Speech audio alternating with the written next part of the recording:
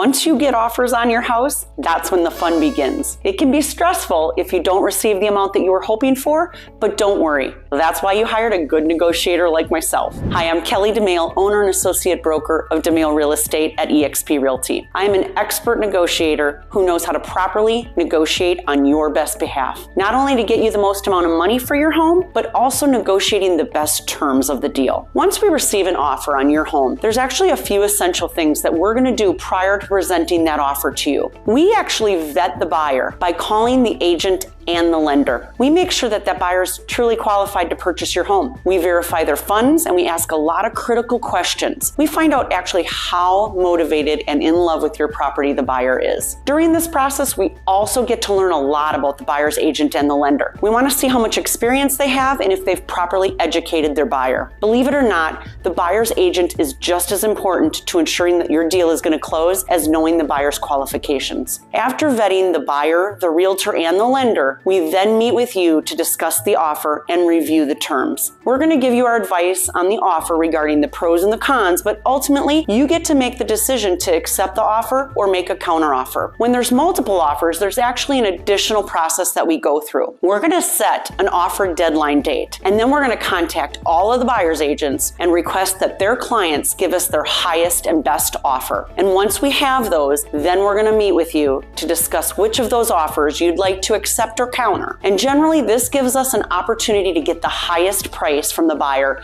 and the best terms, because you get to pick from the cream of the crop, so to speak. At this time, the buyers can choose to accept our terms or to counter us back. But once we've come to terms, we're now one step closer to the closing. For more information on what happens next in the timeline from an accepted offer until closing, you can watch the next video. Understand that when your buyer is obtaining a loan for the purchase, the average time frame to close on the home is about 30 days, give or take. And if you're dealing with a cash buyer, you could close in as little as a week. I'm Kelly Domaille with Domaille Real Estate. We love where we live and we want you to love where you live.